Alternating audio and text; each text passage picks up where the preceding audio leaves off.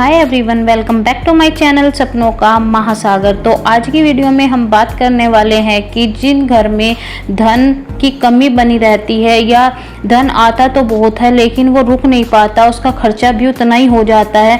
ऐसे बहुत से लोगों की शिकायतें रहती है कि कमाई तो बहुत है लेकिन वो किसी न किसी वजह से खर्च हो जाती है, रुकती नहीं है, या कुछ घरों में हमेशा ही पैसे की कमी बनी रहती है। तो इस सावन के महीने में आपको ऐसा कौन सा उपाय करना है कि आपके घर में पैसों की कमी ना हो और जो भी आपके घर में फिजूल खर्ची में पैसा खर्च होता है वो ना हो। फिजूल खर्ची मीन्स आपकी बीमारियों में पैसा खर्च हो रहा है या कुछ सामान टूट फूट रहा है तो उसमें पैसे खर्च हो रहे हैं। मतलब आप पैसा खर्च करें लेकिन अपने ज़रूरतों के हिसाब से करें, फिजूल खर्ची ना हो। इसके लिए यानी घर में बरकत आपके बनी रहे तो मैं आपको छोटा सा एक उपाय बता देती हूँ। आई होप आप लोगों को पसंद आएगा। बहुत ही आसान उपाय है, आपको करने में भी दिक्कत नहीं होगी। तो हर किसी को ये उपाय करना है। अगर आपको लाभ होता है तो कमेंट बॉक्स में दोबारा आइएगा और आप बताइएगा ज़रूर कि आपको कितना लाभ हुआ है।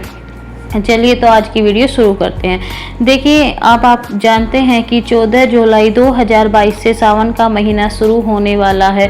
तो इस महीने की जो महिमा है वो उसका वर्णन मैं काफ़ी वीडियो में कर चुकी हूँ और इसकी आप जिस तरह से भी कामना मानते हैं, जो भी भगवान से मांगते हैं वो सभी आपकी पूरी होती है। लेकिन ऐसे में जो आपकी कोई मनोकामना नहीं है लेकिन आप फिर भी भगवान की पूजा अर्चना करते हैं तो वो आपको सुख समृद्धि से परिपूर्ण रखते हैं। आपके घर में किसी भी चीज़ की कमी नहीं होती है।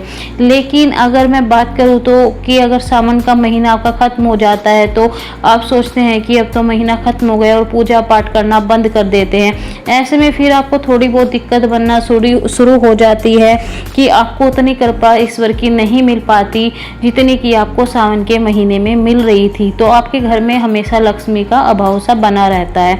तो चलिए तो आज के हम उपाय की बात कर लेते हैं कि आपको कौन सा वो उपाय करना है और कितना आसान उपाय करना है।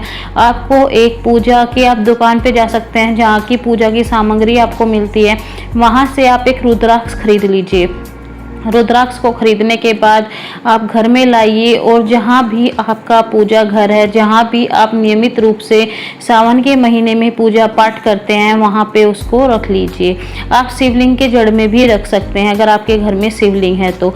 आप डेली ही जैसे गंगा जल छिड़क के पूजा करते हैं, डेली ही सबको करनी चाहिए कि आप जब पूजा करने बैठे तो आप गंगा जल छिड़क लीजिए। तो वहाँ पे आपको रुद्राक्ष पे भी गंगा जल छिड़कना है और आपको उस पे चंदन का तिलक भी करना है और उस रुद्राक्ष को भगवान के पास ही रखना है। चाहे आप शिव मूर्ति के पास रखिए, चाहे आप शिवलिंग के पास रखिए। और डेली जैसे आप भगवान की पूजा करते हैं वैसे ही उसकी भी करते रहना है। तो उसके बाद में जब भी आपका सावन महीना ख़त्म हो जाता है, जैसे ही सावन का महीना ख़त्म होगा आपके व्रत ख़त्म हो जाएंगे, आपका हो सकता है पूजा के रूटीन में भी कमी आ जाए, तो आपको वहाँ से उस रुद्राक्ष को उठा लेना है। और जहाँ पर भी आप अपने घर में पैसे रखते हैं, यानी कि कोई ना कोई एक जगह आपने बनाई होगी जिसको तिजोरी भी कह सकते हैं या कोई पर्स ऐसा जिसमें कि आप पैसे रखते हैं, पूरी आमदनी जहाँ भी आप रखते हैं अपने घर में, उस रुद्राक्ष को लाल कपड़े में बांधकर वहाँ पे रख दीजिए। लाल कपड़े में बांधने का ये है कि लाल कपड़ा शुभ होता है और दूसरी बात ये है कि लाल कपड़े में अगर आप बांधेंगे तो आपका उस पर बार बार हाथ टच नहीं होगा। क्योंकि अगर आप पैसे रखते हैं तो पैसा कहीं भी किसी के भी हाथों में निकल के आ रहा होता है, कैसे कैसे हाथ लगे होते हैं, तो ऐसे में रुद्राक्ष अशुद्ध हो जाता है।